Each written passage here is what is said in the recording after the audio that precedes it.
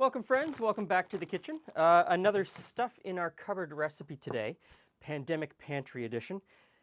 Deep in our chest freezer, I found 2 bags of raw shrimp.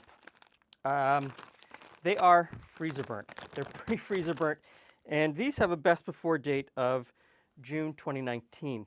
So I took a look through a bunch of our old cookbooks. Shrimp were used a lot in Depression era cooking, depending on where the cookbook came from. I'm of course talking about cookbooks that were mostly published on the coasts of both Canada and the United States. Shrimp was a relatively inexpensive meal. So I've got an idea how to combine 2 or 3 of those recipes in order to use stuff that I have in the cupboard. So I'm going to thaw these out, peel them, devein them, and get them ready, and we'll come back and start cooking. The shrimp doesn't look too bad. It's a little freezer burnt around the edges, but I think it's going to be fine. Now, these are the shells. I'm going to take the shells, I'm going to put them in this pot with a cup of water and bring it up to a simmer. I'm going to use this in the place of stock later in the recipe.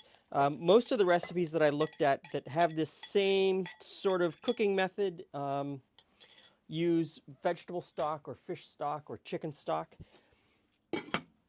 I don't have any of those right now. So I'm going to just use the shells to make a nice little shrimp stock, which just bring this up to a simmer and let it go while you prep everything else. It doesn't take long to bring that flavor out.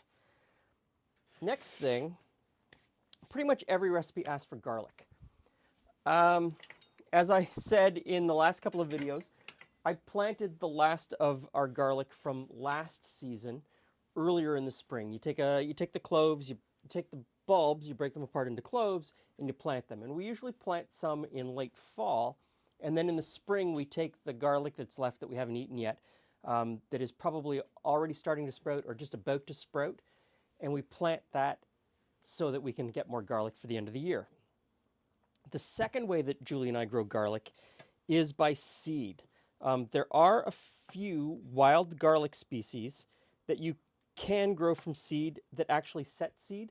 Most garlic that you buy at the grocery store won't produce seeds from its flowering. So we are very lucky that we found a couple of varieties that will do that. Now the thing about planting from seed is that if you plant a clove in the early spring, you can harvest that in midsummer. If you plant from seed, it takes 2, sometimes 3 years before you can actually harvest it as a full bulb of garlic.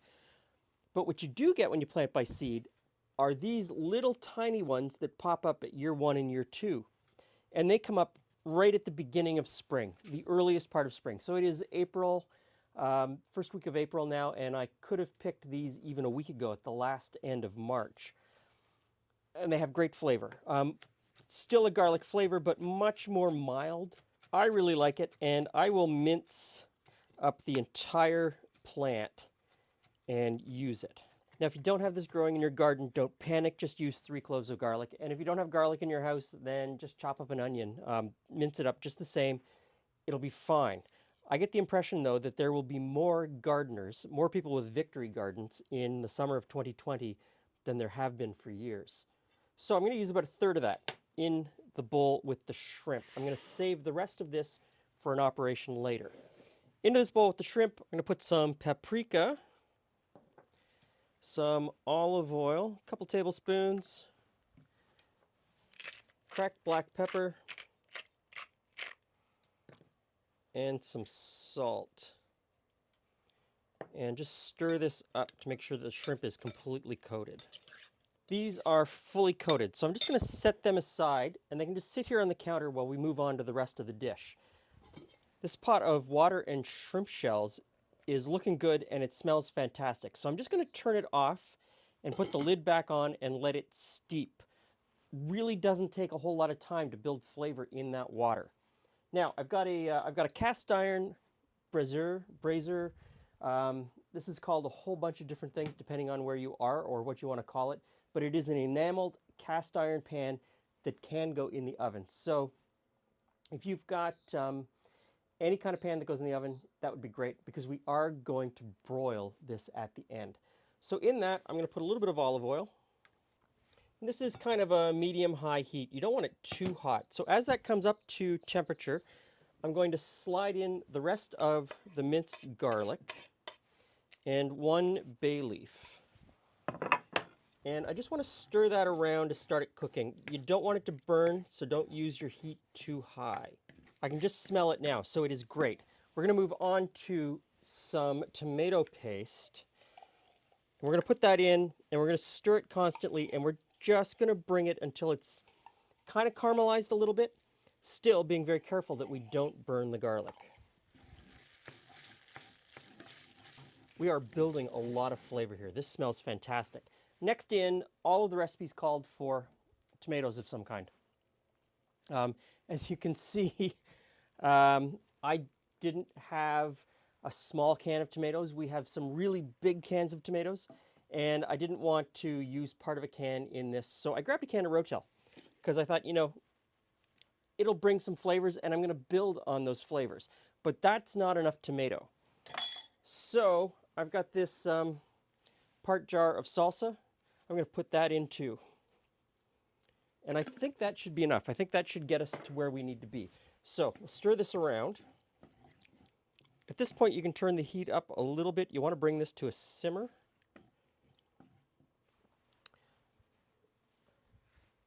A little bit of salt.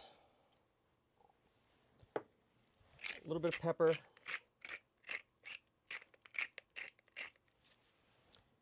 And a little bit of chili powder.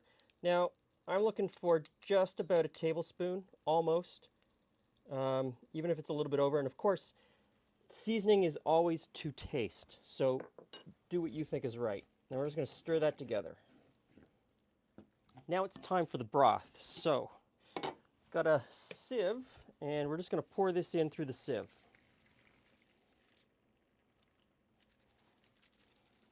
Smells great. Absolutely fantastic. Now, it's time to put in some beans.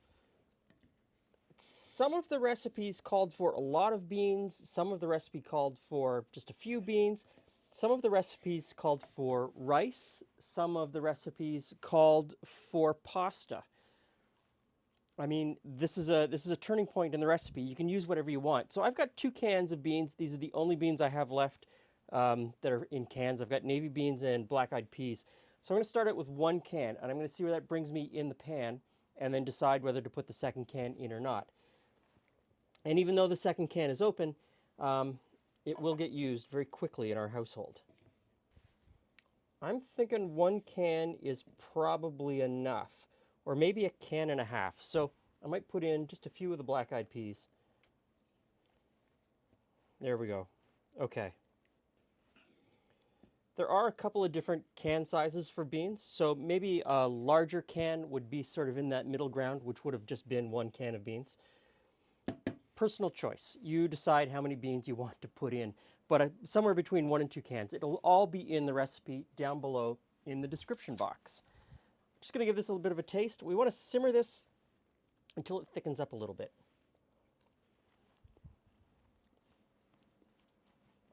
Well, that's nice. That's nice. Once the shrimp goes in, that's going to be amazing. This is looking good. It has thickened up a little bit, and I don't think it has to be too thick. You just need to thicken it enough that the shrimp aren't going to fall in. I'm going to take out the bay leaf at this point. Now, I'm going to turn the heat off at this point, and I'm going to lay the shrimp on top of the sauce. Now your next decision in making this dish is how you're going to finish cooking the shrimp. I've turned the heat off because I'm going to stick it in the oven under the broiler and get a nice little bit of crispiness on the top side of the shrimp. If you don't want to use your broiler, you don't have to finish it that way. You could just put a lid on it, keep the heat on the stovetop, put a lid on, and then just cook it until the shrimp are cooked through. There are a lot of options on how to finish it. So, I'm going to go to the oven and the broiler. Now, of course, if you use the broiler, stay close and watch it carefully. Hey, Jules. Hey, Glenn. Hey, friends. Okay, I am totally intrigued because there have been a lot of stuff. You've pulled out a lot of stuff from the cupboard. It was fairly random. It was pretty random. But the funny thing about random is that when you have a bunch of ingredients and you've got a stockpile of recipe books like we seem to, you can start to find recipes that conform to what you've got. And I sort of came up with something. So let's have some bread with this. Okay, I'll slice off a You little bit. slice off some bread and I will dish up some shrimp.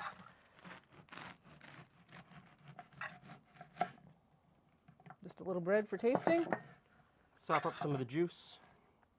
Okay.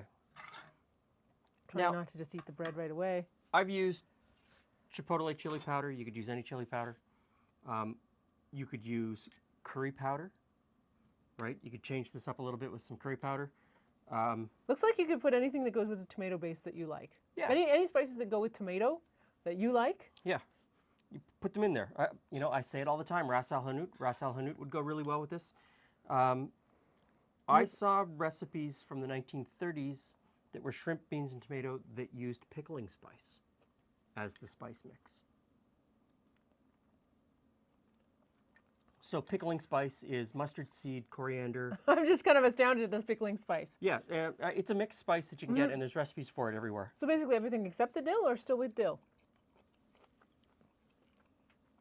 Except the dill. Okay, Yeah. that's where I got thrown off. That's pretty good. That is really good, yeah. That's, I'm surprised considering the little bits. Like when I saw the half jar or quarter jar of whatever was left in the salsa Salsa. leave the house, I was like, what? There's a lot of flavor in there. There is a lot of flavor in there from very simple ingredients. Now, we're gonna have this with bread. You can put this over rice. You could put it over, Mashed potatoes, if that's what you have. yep, pasta. It would work really well over pasta, I think. You could probably have a cornbread with it. Cornbread would work really well with it too. And of course, add the vegetables you like as a side. Don't miss out on your vegetables. And even though this package of shrimp was best before a year ago and slightly freezer burnt, you wouldn't know it by the shrimp. They're just fine. They're great. Now, there's different ways you could also make it like a thicker kind of. It's fairly thick as it is, but you put cream in it, did you? No. Put a little cream or something like that might also add a different kind of texture or flavor to it. If you were to go the curry route, instead of using the water that I used with the shrimp skins, you could put in coconut milk. That would be really good too. If that was your thing, you could go right ahead and go that way. So look in your cupboard, see what you've got, But, bread. make it your own. Barely. You got this. So thanks for stopping by. Stay safe. We just keep eating. Yeah, I'm just going to keep eating because this is fantastic. See you again soon.